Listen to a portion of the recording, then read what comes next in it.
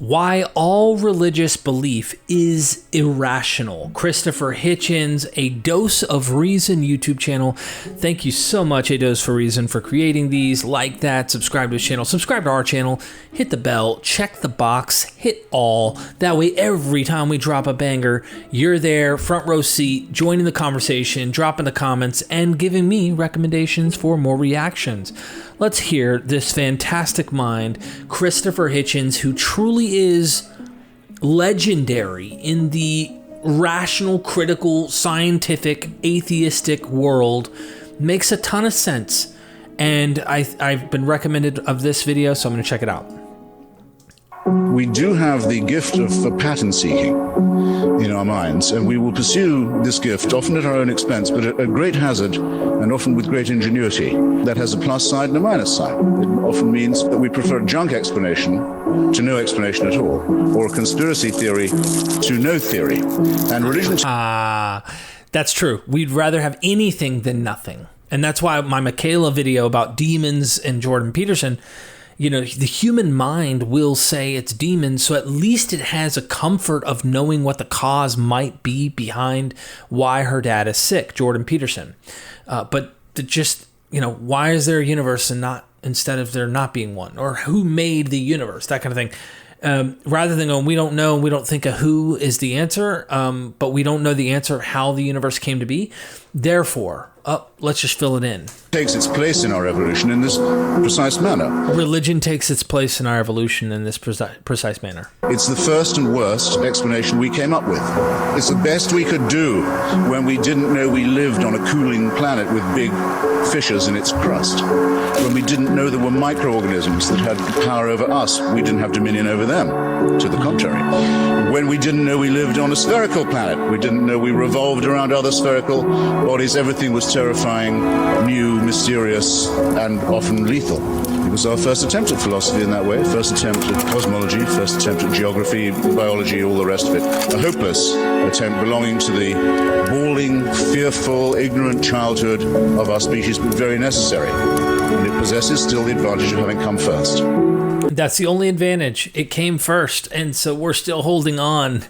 But he's right on the money. And it's kind of funny that he's not viewed in such a negative way, right? He's not viewed in such a antagonistic fashion, where someone like Sir James George Frazer talks about our societies that went from magic to religion to science were called primitive savages. Or he might use some other term that's language that a lot of people are like, that's politically not correct today.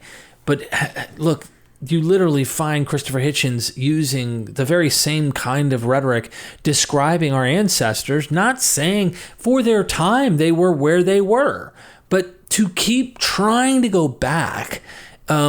That's different. You can say that's primitive, that's backwards, that's something that is not advanced where we are today. I think that that's a safe thing to say. There's nothing wrong with saying that. By the way, Sir James George Frazer applied the same rhetoric to all peoples of the earth that are living in these superstitious fashions. The terrible advantage over the mind and over learning that it possesses is its originality. And the history of human emancipation is the struggle to get away from this terrifying, foolish, ignorant first try.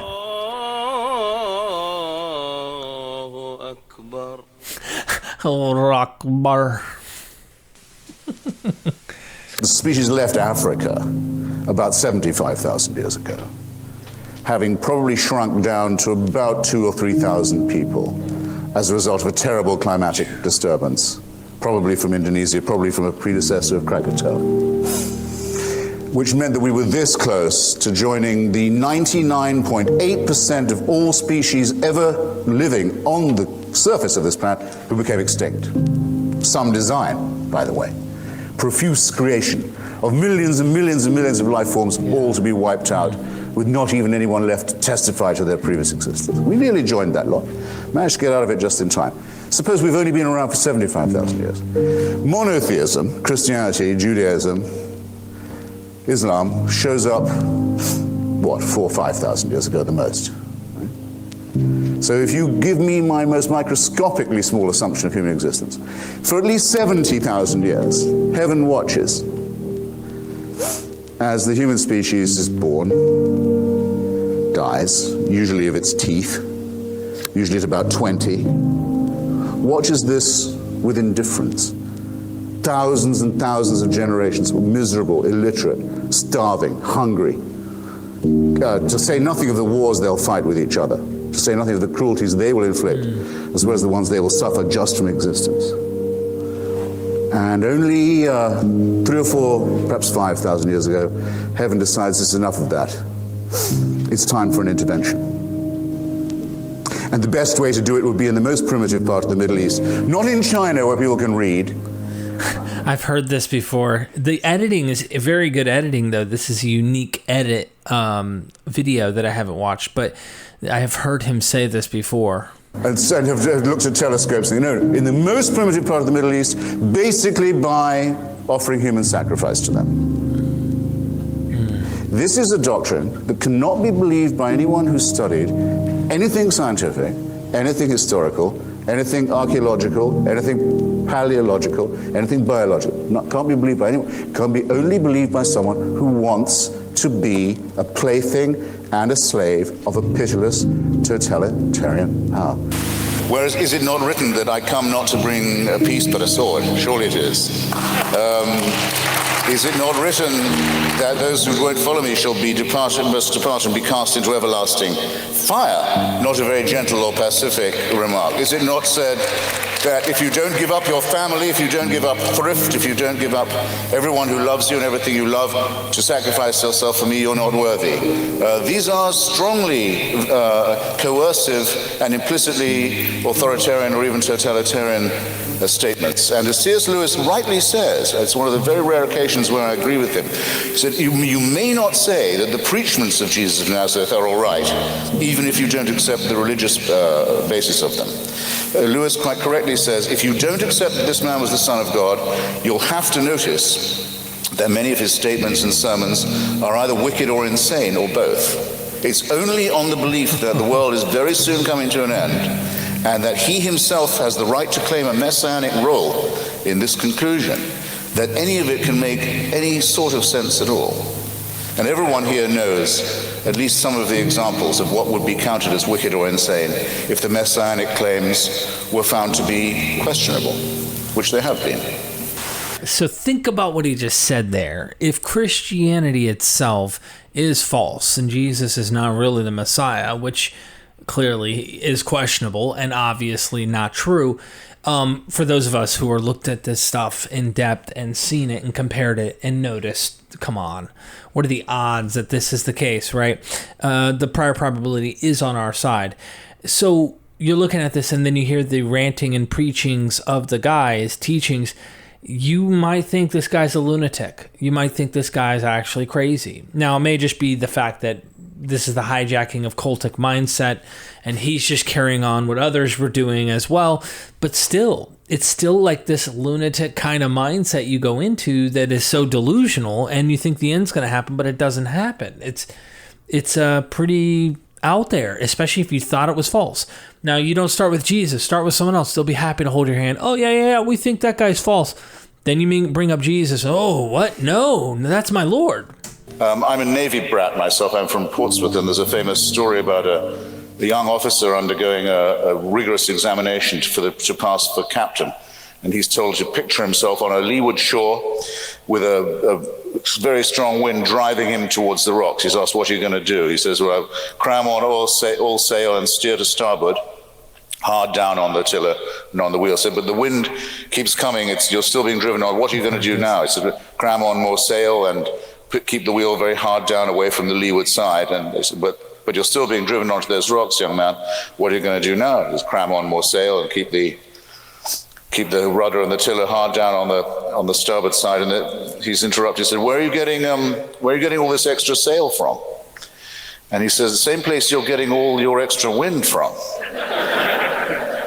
I want to warn you, as I close, ladies and gentlemen, against the dangers of tautology. If everything that cannot be explained, everything that is mysterious to us, numinous, say, or transcendent, must therefore be laid to the charge or the credit of a supernatural being, then nothing remains to be explained.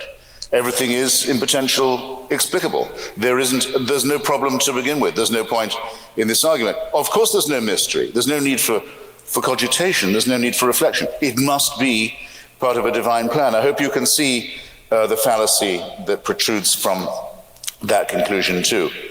I remember being asked by one of my children once, I said, well, what was there at the Big Bang? And I said, well, you have to imagine, this shows how poverty-stricken our own vocabulary is, and I suspect how poverty-stricken our own capacity is. In other words, I think there are some things, not that we don't understand or know, but that we cannot. So we're reduced to sort of primitive images. But I said, suppose you could picture all of matter, the whole of matter, condensed into something like a very small, dense black suitcase of the kind you see people carrying money in crime throws. And it's about to fly open. That's what you'd have to be able, everything that's ever going to be is inside that. That was the best I could do. And I don't think many people could do, if I say it myself, that much better. But I was completely unhorsed because the kids said, well, what was outside the suitcase? And I thought, oh, well, I can't do that. And I don't know anyone who can. And that, in a way, would be my whole point. I don't have to know. You do. You're the one who says you know, not me. The theist and the deist say, oh, come on. We know. This is only possible with an author. It's only possible with a creator. It's only possible with a master and commander. It's only possible with a dictator. You're welcome. I don't need 5 minutes. Wow. I wrote a book once about a famous building called the Parthenon, without which I could not be, without which our civilization couldn't be. Pre-Christian, by the way, as is a huge amount of the civilization that Habermas claims to be inspired by it. That to one side. The symmetry and the beauty and the frozen music and poetry of the Parthenon and of the Greek style is an indispensable thing. If it were to be destroyed, I would feel sort of orphaned. But I have no interest in the religion that used to animate it. The cult of Pallas Athena is dead and void to me. So is the idea of Athenian imperialism. So are the so-called mysteries of Eleusis and the rest of it. All that's left for me are the schools of philosophy that are worth studying. So again, it's going to be a question: how do we assimilate what was to previous generations and previous religions and extinct faiths something so important? How do we keep the value that is innate in that without surrendering to the cults and illusions that so much animated it? These are very important cultural issues. I agree. And I submit that we can do it. I believe myself that we can recover the lost connection, the one that monotheism severed between Athens and Jerusalem. And we could get back a world where philosophy was valued. The beauty of science was considered worth studying and worth revering even. Where literature would be the key to the study of ethics and morality.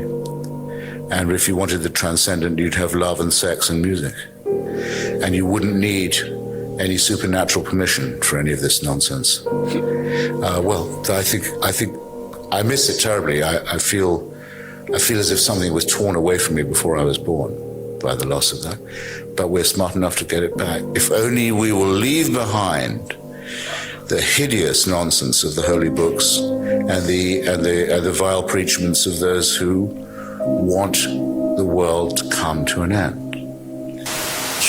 Ladies and gentlemen, I've actually seen this one, so thank you for recommending again that I watch this, but I've seen this material, and we would just be repeating a little bit of what Christopher Hitchens has done before. But he has a way with words, doesn't he? Someone recommended I check out Alex O'Connor's reaction to the sophistry of Christopher Hitchens. I don't know how sophistry it will be. I'm clearly wanting to see what Alex has to say. I think Alex is a fan of him. I know I am. This guy's awesome, even if he is a bit rhetorical and clearly, using words that are just sharp and a bit much sometimes, maybe exaggerative at points. I don't know. But either way, I think he's on the money. What do you think? Comment down below. YouTube rewards channels that they have comments on. So make sure you're chitter-chattering down there. And subscribe, check the bell. 90% of you haven't that are watching, so be sure to do so. Like the video. It doesn't take anything but a press of the button, and I really, really appreciate you. So until next time, see you then.